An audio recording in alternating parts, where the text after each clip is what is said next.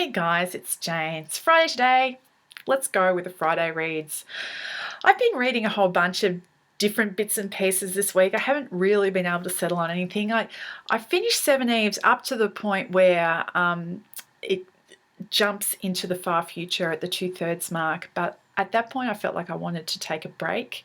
We've just gone through this really intense section, and I know because I've read it before that it's almost like a whole other book from here on in, and so I just wanted to stop there, sit with what has already happened for a little while, and then I'll pick up the final third.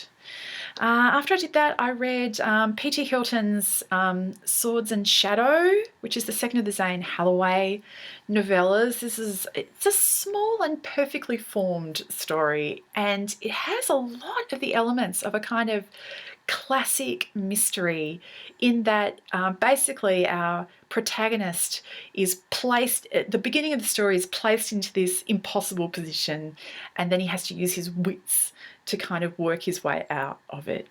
So Zane, who is a ferox, which is sort of an assassin in this fantasy world that he inhabits, has an apprentice, Lily, and they are called in by the king, and in this sort of clandestine way given this task that they can't really refuse, but it's something that although Zane can't refuse the king, it's also something he can't really do either, that he's being asked to do.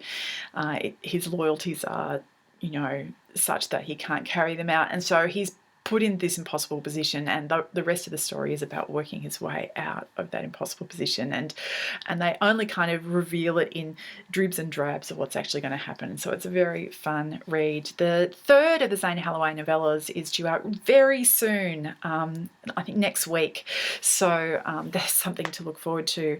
Apart from those two, I have made a start at Nimona, which I bought for myself as a congratulations for finishing Booktubeathon. I've kind of got about a third of the way through. It's a really fun read so far. The only thing I will say is that the first two chapters especially, the print, the text is exceedingly small. So if anybody is in my position, just a slightly little bit older, and their eyes aren't quite as sharp as they may once have been, if you can push through the first two chapters, it gets better. It seems like the first two chapters are drawn expecting the final work to be published a little bit larger format, because even the boxes are smaller and stuff like that for the first two chapters.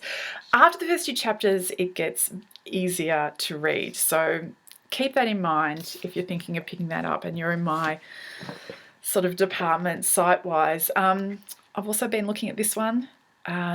Monica from Soph Blueberry talked about this in one of her videos a few weeks ago. I am actually really getting a lot out of this. It's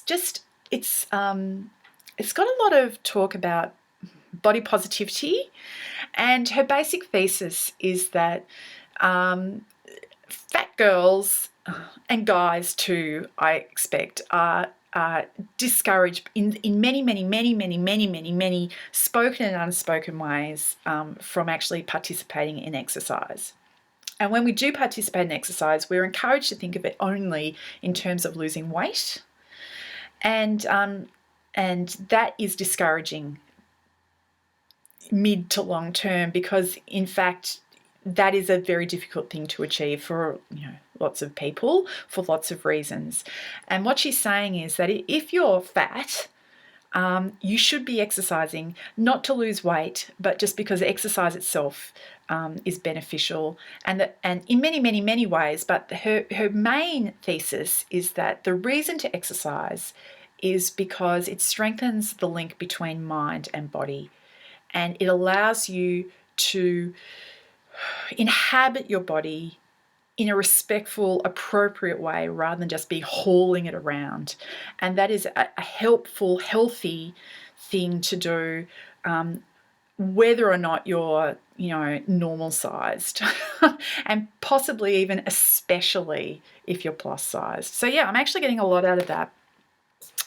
I should have been reading The Dark Forest because I borrowed that from the library, but I've just had a whole bunch of technical issues with getting access to it, and I've just thrown my hands up in the air and said maybe that was just not supposed to happen. This is the first time I've had any kind of hiccup like this, so I'm a little disappointed, but you know, technology, it serves us most of the time, and sometimes it serves us poorly. But that's the reality.